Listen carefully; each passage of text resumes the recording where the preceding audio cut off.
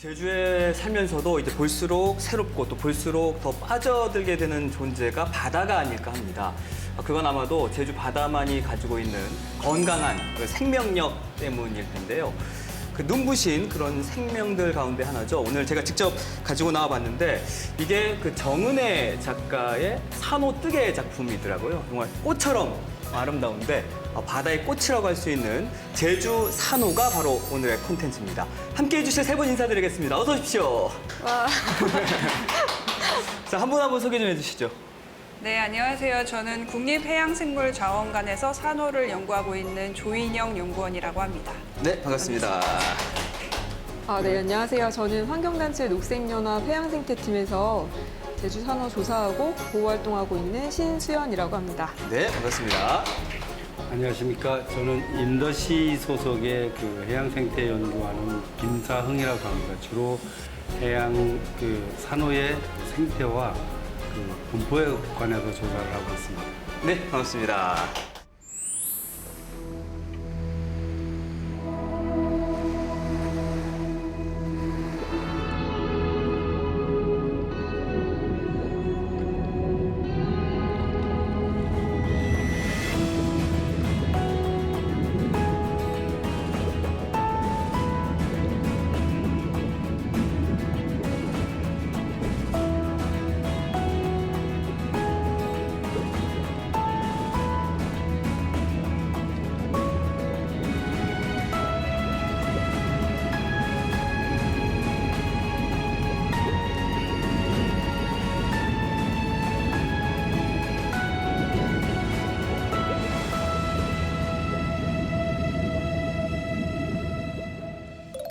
사실 저는 산호하면 가장 먼저 떠오르는 게 연산호거든요. 뉴스를 통해서도 많이 접했었는데, 그러니까 제주 바다에 좀 군락을 이루면서 드넓게 펼쳐져 있는 거잖아요. 맞습니다. 예. 그 연산호 군락지가 제주에서는 뿐만이 아니라 전 세계적으로도 이 제주 연산호 군락지는 그러니까 되게 독특하죠. 그래서 그런 이제 중요성 때문에 그 연산호 군락지의 제주 남부의 사계에서부터 위미까지가 천연보호구역이거든요. 그리고 특히 우리나라하고 이 온대 지역의 끝자락에 위치하기 때문에 거의 뭐 연산호 군락지의 전 세계의 제일 쪽이라고 볼 수 있습니다. 그럼 우리가 흔히 말하는 그 일반 산호 있잖아요. 이거와 연산호는 좀 다른 건가요? 연산호라고 부르는 이름이 뭐 학술적인 이름은 아니고요. 저희가 이제 해외에서 많은 분들이 보셨을 텐데 돌산호라고 하는 거는 이게 경산호라고 해서 딱딱한 골격을 가진 것들이 있고, 그다음에 이제 연산호라고 하는 거는 말 그대로 이렇게 부드러운 몸체를 가지고 있거나 안에 이제 심같이 이렇게 나무처럼 생기거나 이런 것들을 소프트 코랄이라고 그래서 연산호라고 부릅니다. 저는 사실 연산호, 뭐 산호 다 식물인 줄 알았는데 또 알고 보니까 이게 동물이라면서요. 네, 그렇습니다. 이렇게 많은 분들이 이제 잘 움직이는 것처럼 보이지도 않고 또 바다의 꽃이다 하니까 예쁜 정원 같다 이래서 뭐 식물이라고 생각하시는 분들도 있고, 또 돌산호를 보시는 분들은 이게 광물인가 이렇게 생각하시는 분들도 있는데요. 사실 그 자포동물에 속하고 있는 동물이고요, 산호는. 그리고 이제 움직이지 않는 것처럼 보이지만 자세히 보면 촉수도 움직이고 그다음에 어릴 때는 떠다녀서 생활도 하는 자포동물입니다. 이게 사실 쉽게 보지 못하는 거다 보니까 정말 그 산호의 세계를 두 눈으로 마주했을 때 감탄이 절로 나올 것 같은데 실제로 보면 어때요? 뭐 쉽게 표현을 하자면 그 관광 온 느낌이죠. 뭐 그러니까 그 단풍 구경 간 느낌입니다. 뭐 우리가 도시만 보다가 탁 트인 그 가을의 그런 산의 울긋불긋한 전경을 보면 누구나 같은 그런 감탄을 보이거든요.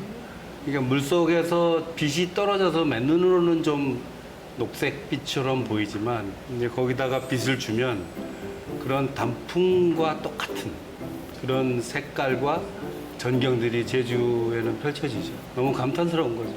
그러니까 물속 바다에 들어갔는데 산을 다녀온 느낌? 뭐 단풍놀이에 다녀온 느낌 그런 느낌도 들겠네요. 네, 네. 그렇게 볼 수 있습니다. 날아다니면서 날아다니면서. 박사님 그럼 어느 곳이 제일 기억에 남으세요? 제주에서 제일 기억에 남는 건 아무래도 문섬이죠. 제주 문섬의 북쪽면. 특히 그 북쪽면이 파도의 치는 반대편에 있고 서귀포항에서 이렇게 좀 많은 영양물질이 가다 보니까 다른 지역보다는 훨씬 더 울창하다고 해야 되나요? 그러니까 그 군락의 밀집도나 규모가 다른 뭐 범섬, 뭐 주변 숲섬 아니면 제주 전체에 비해서 굉장히 울창하기 때문에 그 좀 압도되는 느낌이 있고 흥미로웠습니다. 그런 부분들이. 군락을 이루다 보니까 진짜 정원을 보는 듯한 느낌이 든다고 많이 하더라고요. 실제로 그렇잖아요. 이렇게 네네. 우거져 있는 거죠.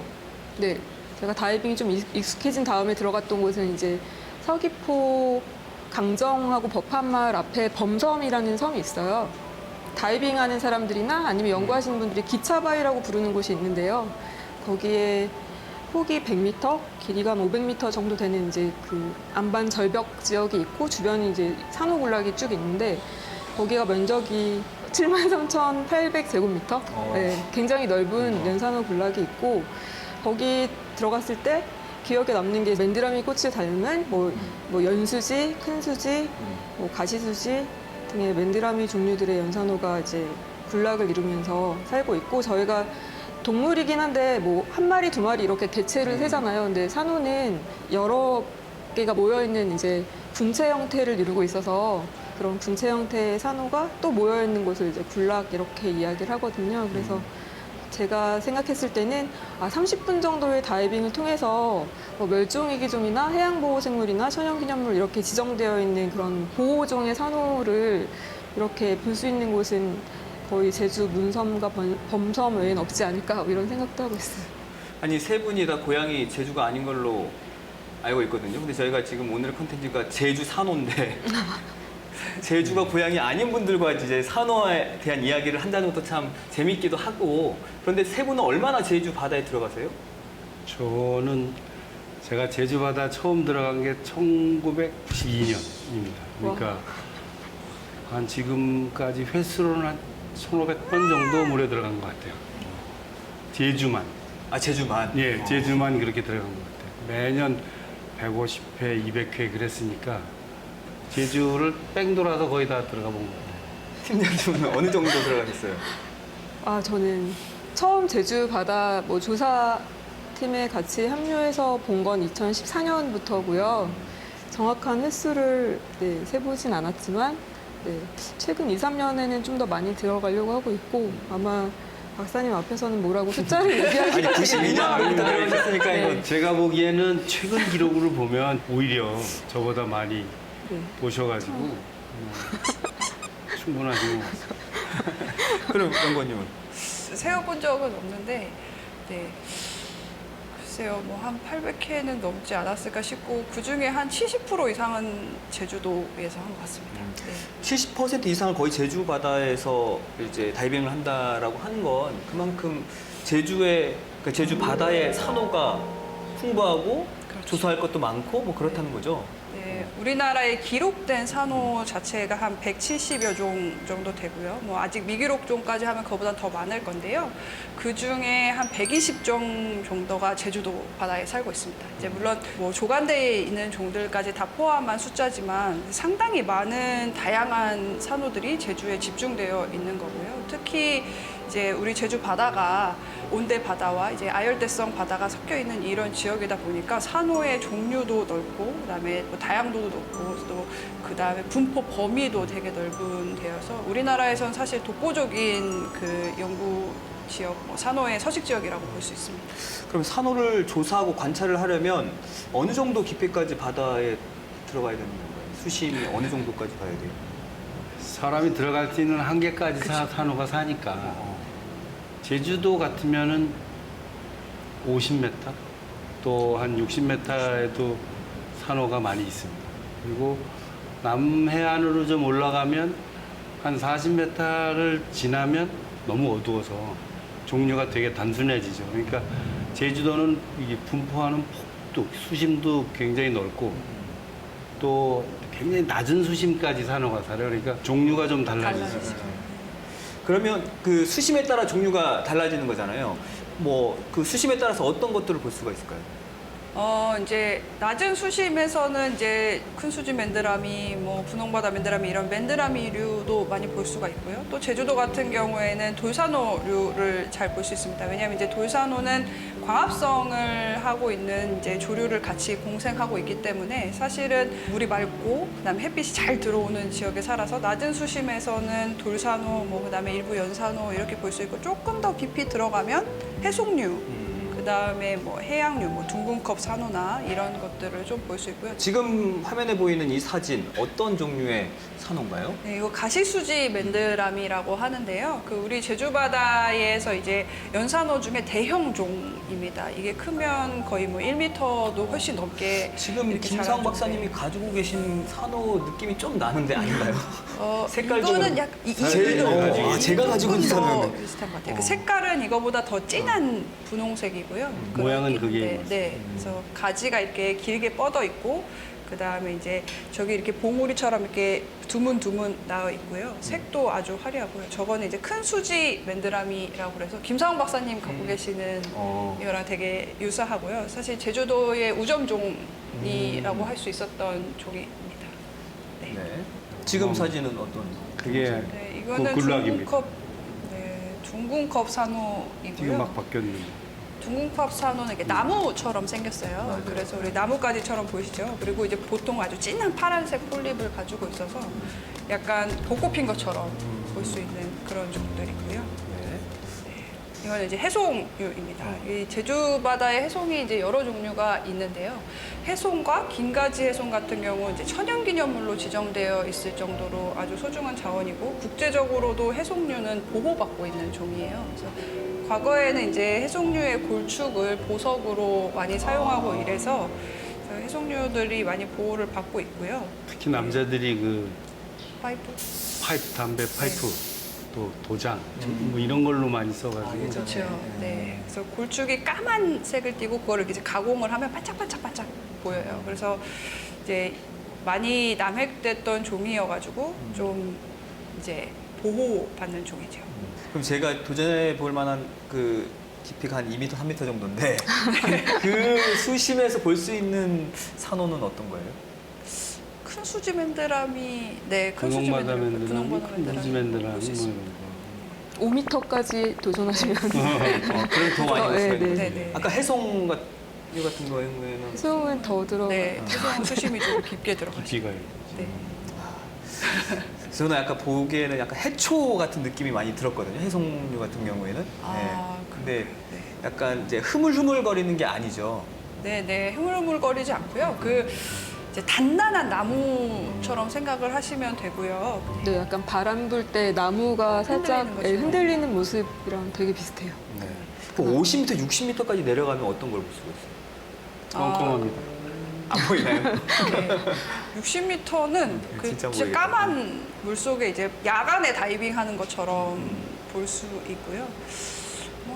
그래도 이제 조름 같은 거 지금 제주 바다에는 되게 화려하고 예쁜 조름들이 또 있고 그 다음에 실해송 같은 종류들이 많이 있고요. 네, 그런 종류가 많이 있습니다.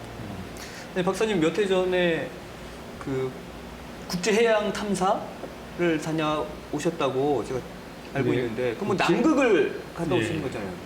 예, 극지연구소하고 저희가 이제 같이 하는 이제 남극 프로젝트가 있는데 아주 운이 좋아서 그 미국이나 뉴질랜드 기지에 갔었는데 근데 거기도 산호가 살죠. 그런데 그 뉴질랜드 기지에는 얼음 두께가 한 3m 정도 되거든요. 근데 그 구멍을 이제 여러 가지 방법으로 뚫어서 이제 해빙 다이빙을 하면 수온이 영하 한 1.95도 정도 돼요. 바닷물은 영하 2도에서 얼거든요. 그러니까 막 얼기 직전이니까 이게 호흡을 하면 나온 공기방울, 물방울이 한 조금만 올라가면 이제 얼기 시작하는 거죠. 근데 거기도 바닥에 산호가 굉장히 많습니다. 그러니까 산호라는 것이 이제 저 남태평양서부터 극지까지 이제 분포하잖아요. 그러니까 아주 캠브리아기라는 그 고생대에 등장하기 시작해서 아주 오랫동안 지구의 어떤 특정 지역에 분포했다가 환경이 안 좋아지면 또 후퇴했다가 다시 갔다가 하면서 자기만의 종으로 바뀌어간 겁니다. 이것들이 우리나라의 온대종들도 마찬가지고. 그래서 그 남극에도 산호와 해면이 우점하는 종이죠. 특히 재밌는 거는 열대 지역이나 이런 데에 깊은 수심은 수온이 낮거든요. 200m, 300m 되는 곳에 사는 산호랑 그 남극 지역에 사는 산호랑 비슷한 패턴인 것들이 좀 있습니다.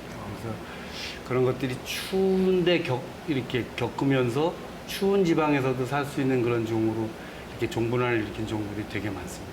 아니 근데 열대 바다뿐만 아니라 이렇게 정말 차가운 수온에 그 남극에서까지 산호가 산다고 하니까 이 산호의 생명력이 굉장히 놀랍다. 정말 끈질긴 생명력이다라는 생각이 드는데 그만큼 바다 안에서 이 산호의 존재가 중요하다는 거겠죠? 제가 제주 바다에서 직접 들어가서 산호를 봤을 때 산호도 되게 많이 보였지만 주변에 같이 살고 있는 해양 생물들이 정말 많더라고요. 그래서 다양한 물고기들이 숨어 있을 수 있는 공간도 되고 그다음에 산란장의 역할도 하고 어우러진 모습을 보면서 공생, 연결망 이런 생각이 들었고 해양 생태계의 어떤 다양성을 좀 지켜주는 그런 역할을 한다라는 생각도 들었고요. 네.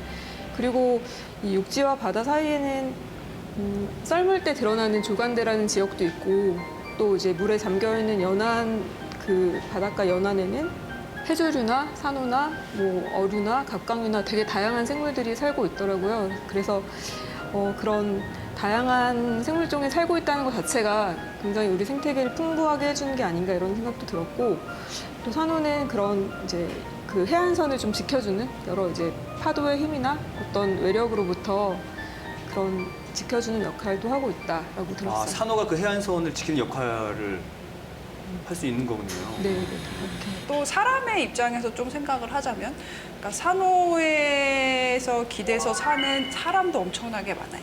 그러니까 산호가 있음으로 해서 거기에 생태계가 조성되고 거기에 물고기도 많고 낚시도 하고 거기서 먹이를 이렇게 이어나가는 이런 것이 되고 또 산호가 이제 서식하는 지역이 관광지라는 것은 그만큼 이제 아름답고 다른 생물들도 살고 이렇기 때문에 계속 이제 사람도 거기에 기대어 살게 되는 거겠죠. 그래서 사실 제주도 지역의 산호는 여러 가지의 그런 뭐 경제적이라든가 학술적이라든가 생태적이라든가 이런 의미를 다 갖고 있는 지역이라고 생각이 됩니다.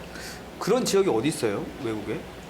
뭐 예를 들자면 호주의 그 대보초 지역, 우리가 그레이트 베리어 리프라고 부르는 그 지역도 그런 곳이고요. 그다음에 뭐 일본으로 따지자면 뭐 오키나와나 그다음에 뭐 마이애미 뭐 이런 주요 괌 이런 지역들도 산호초가 아주 발달된 지역이고 이제 산호초 그 삼각지대라고 해서 태평양 지역에 산호초가 아주 많이 사는 그런 핵심 지역 그런 지역도 마찬가지. 저희 대부분의 사람들이 관광 뭐 바다야 하면서 가는 관광 지역이 다 산호초 지역입니다.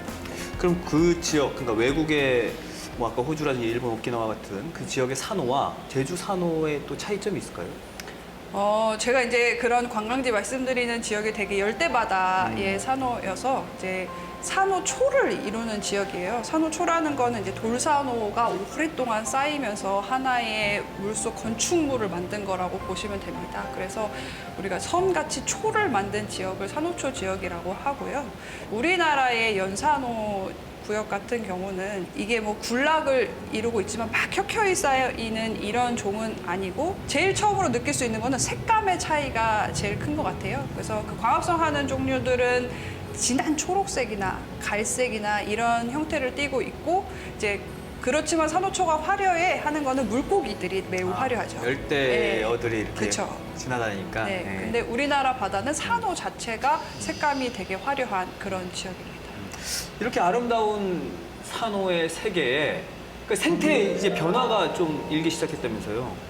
그 바닷속에서 이제 수온이 1도 상승했을 때 해양 생태계에 미치는 영향이 육상에서는 거의 10도에 맞먹는다고 해요. 그런데 제주 바다 같은 경우는 제일 최남단에 있고 또 프로시오 해류나 이런 영향을 받아서 수온이 급격하게 상승하고 있어서 해양 생태계도 그에 따라 많이 변하고 있다라고 생각하고 있고요. 제가 뭐 불과 한 8년, 9년 전에 봤을 때랑 달리 지금은 그런 돌산호 종류들을 되게 많이 봐요. 뭐 거품돌산호 이런 것들도 많이 보고요. 그다음에 그런 갈색이나 초록색을 띠고 있는 그물코돌산호나 빛단풍돌산호 이런 종류들도 되게 많이 보이고 있고, 그리고 가장 걱정되는 것들은 어쨌든 환경이 변했을 때 뭔가 서서히 종이 적응을 해야 되는데, 그런 수온 상승이나 아니면 다른 연안이 뭐 오염된다거나 이런 이제 변화의 쇼크 때문에 그런 해양 생태계가 되게 급변하고 있다, 이런 것들이 가장 우려되는 지점입니다. 아니 아까 뭐 거품 돌산호 네. 이런 게 많아졌다고 하는데 그런 산호들이 많아지는 게 안 좋은 건가요? 거품돌산호도 이게 거의 아시아 지역에서 많은 종인데, 이게 우리나라에서 굉장히 많이 늘어나니까 해조류 군락에 많아진단 말이죠. 그러면 이제 해녀분들께서 또는 어촌계에서 그것만 보면 해중림이라든지 이런 그 수산물을 근거로 살던 거하고는 다른 환경이 돼 있는 거예요. 그러니까 일시적으로 그것의 위협을 느끼죠. 그리고 실질적으로도 한동안은 어떤 영향이 있을 수 있어요. 제가 제일 걱정했던 게 뭐냐면 한 십몇 년 전쯤 제주 문섬을 봤을 때 그 북쪽면에 전체가 분홍바다 맨드람이었어요. 그러니까 어디든 가면 모두 다 분홍바다 맨드람이었거든요. 그러니까 실질적으로 생태계 평가를 해보면 그거는 위해종이에요. 그러니까 어떤 특정 지역을 50% 이상 과우점에서 차지하면 그건 약간 좀 눈여겨볼 종이라고 판단하거든요. 그런데 이제 저희가 문섬을 계속 이제 그 해수부와 조사를 하고 있는 데가 있는데, 분홍바다 맨드라미만 우점했던 그 우려가 없어지고, 아까 보셨던 그 가시수지 맨드라미라든지 또 뭐 자색 수지 맨드라미라든지 뭐 여러 산호들이 같이 늘어나서 공간들을 조금씩 나눠 갖는 거죠. 그러니까 한 종에 대해서 우점하는 현상이 없어지는 거예요. 그러니까 우리가 조금만 더 지켜보면 이 종이 긍정적으로 변해갈지 그냥 그대로 해를 계속 끼칠지를 좀 더 관찰할 필요가 있는 거죠. 말씀하신 것처럼 돌산호의 종류도 늘어나고 이제 피도도 늘어나는 게 사실입니다. 그리고 사실은 이제 제주 전 지역과 이제 남해안 뭐 전체를 조사하면 여러 종류의 산호들이 이제 상승하는 패턴을 보이기도 하고, 또는 깊은 수심으로 들어가는 패턴을 보이기도 하고, 이런 변화가 있는 건 맞고요.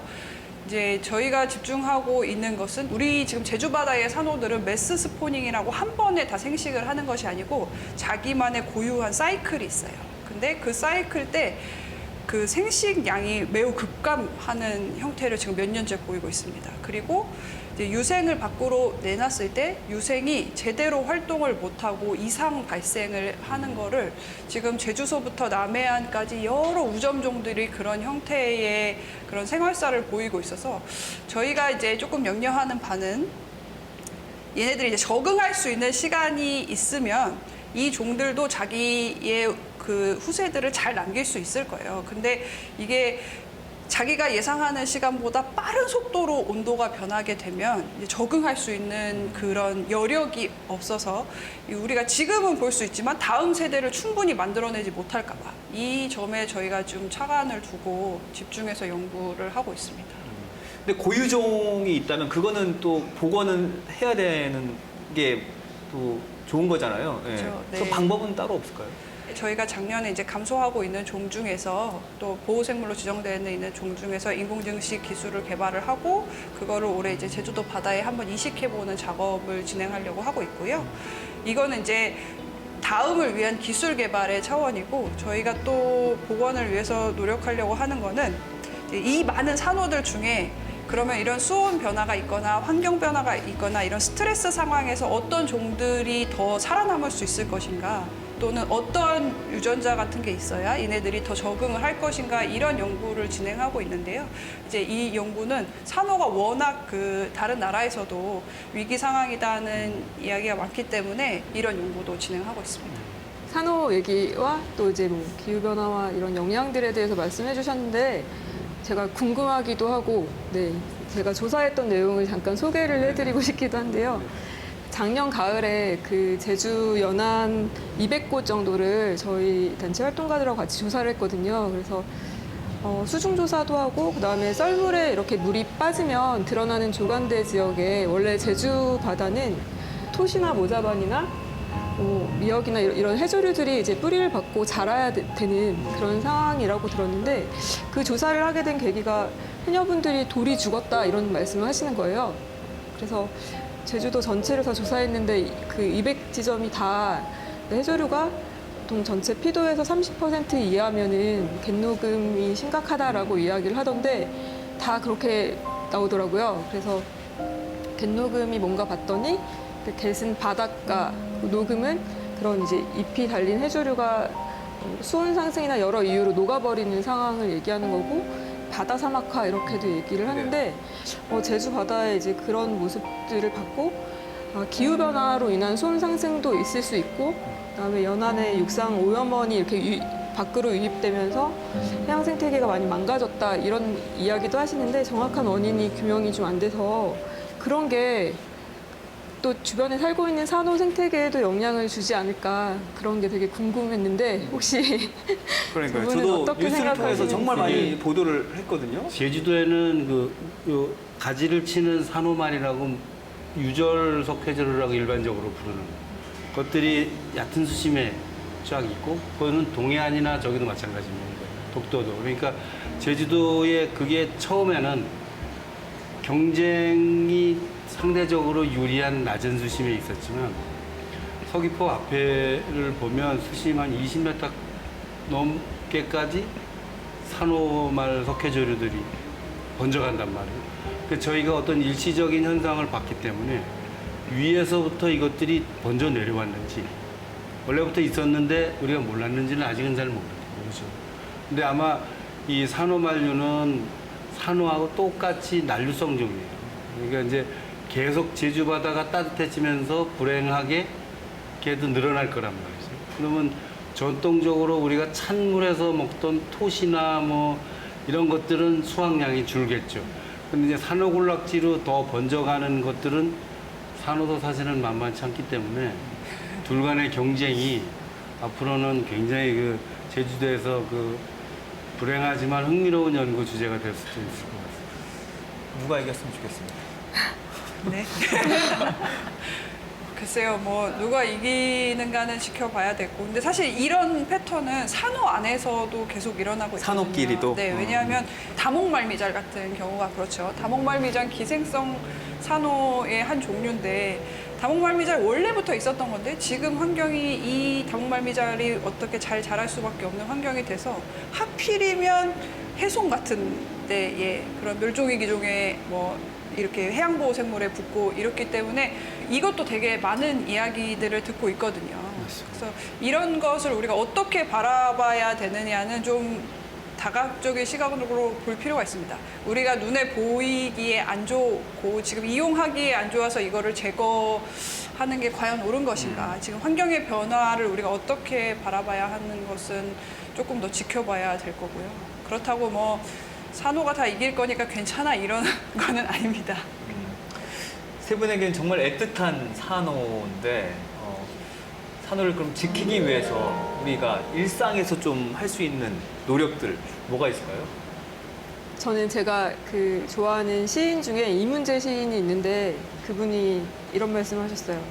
우리가 매일매일 사용하는 들어가는 그 세면대와 화장실에서 바다를 떠올릴 수 있다면 변화가 시작될 것이다 이런 말씀을 하신 적이 있는데 그게 우리가 일상에서 뭔가 물을 사용하거나 쓰레기를 버리거나 할 때 이게 결국엔 하천과 또 바다에 닿을 거라는 그런 연결 이걸 생각하면 어떤 일상의 그런 실천들 이런 것들에 대한 생각을 할 수 있지 않을까 이런 생각이 들었고요. 다른 하나는 제가 있는 녹색연합이나 또 해양생물자원관 같이 또 이제 시민과학 프로그램을 좀 기획하고 있어요. 그래서 우리가 들어가는 바다에 아름다운 산호가 있는데 어떤 종이 있고 어떻게 변해가는지를 좀 기록하는 그런 교육 프로그램을 만들고 있는데 뭐 그런 걸 같이 해주셔도 좋을 것 같고요. 또 다른 하나는 일단 제주에 산호가 있다는 걸 좀 많이 아셨으면 좋겠어요. 왜냐하면은 뭐 제주 분들은 또 많이 아시기도 하겠지만 여전히 모르시는 분들도 있을 것 같고 그래서 제주의 산호의 이름도 보고 모습도 보고 하면서 산호의 존재를 알면 좀 더 마음이 가고 지키게 되지 않을까. 네. 아직 산호는 우리나라 사람들 인식에 그 열대지방, 뭐 우리와는 거리가 먼 실제 제주 바다의 뭐 한 70%, 뭐 남해안도 거의 30-40%, 독도에도 한 50%가 다 산호 생태계예요. 근데 그걸 우리가 모르죠. 그건 우리 일반인들이 모르죠. 그거를 알게 정책을 펼치는 기관이거나 그런데 많이 알 수 있도록 이런 그 프로그램들을 만들고 전달하는 거죠. 그래야 유기적인 프로젝트들을 만들어서 NGO도 활동하고 조현영 박사님 같은 분들이 좀 더 심도 있게 연구를 하고 그래서 제가 생각하는 가장 현재로서의 적합한 키워드는 이 여러 사람들의 관심 뭐 이거라고 생각합니다. 산호가 생태적으로는 어떤 영향이 있는지는 이미 뭐 전 세계적으로 많이 알려져 있고 특히 우리나라 산호는 연산호가 제주도의 그 큰 굴군락과 결합이 돼서 그런 생태적 공간을 마련하는 거거든요. 또 거기로부터 어떤 그 행복 이런 걸 느끼는 가치가 이제 그 심미적 가치라든지 하는 그런 것들도 되게 중요하고 우리 삶을 좀 풍요롭게 하는 그런 생태 서비스에 아주 큰 그 자원적 가치가 있다고 생각합니다. 네. 앞에서 말씀한 것처럼 뭐 생태적 가치도 있고 생태계 서비스적 가치도 있고 자원으로서의 가치도 물론 되게 뛰어납니다. 뭐 이 산호에서 추출되는 많은 그런 신약들도 마찬가지고 천연물도 마찬가지고 이런 것들이 있고 또 산호에서 추출해서 뭐 화장품에 쓰시기도 하고 그래서 우리가 이걸 이용하는 거에서도 충분한 가치가 있을 수 있고 우리가 이거를 잃는 거에서의 그 산호를 잃었을 때 우리가 얻는 타격이 저는 훨씬 더 크다고 생각을 해요. 사실은 우리가 물속에 있으니까 이 산호가 뭐 어떤 가치가 있는지 지금 뭐 당장 쓸모없는데 이렇게 생각하실 수 있는데 우리가 사실은 같이 살고 있는 지구상을 나누고 있는 종의 한 일부이기 때문에 우리가 이거를 침범하거나 또는 막 감소시키는데 일조를 해서는 안 된다라고 생각합니다. 네. 오늘의 산호는 오늘 바로 지금부터 지켜야 합니다. 내일의 산호는 없을지도 모르니까요. 자, 오늘 이야기를 위해서 멀리서 와주신 세 분 진심으로 감사드리고요. 네, 감사합니다. 저희는 다음 주에 더 유익한 콘텐츠로 찾아뵙겠습니다. 세 분 고맙습니다. 고맙습니다.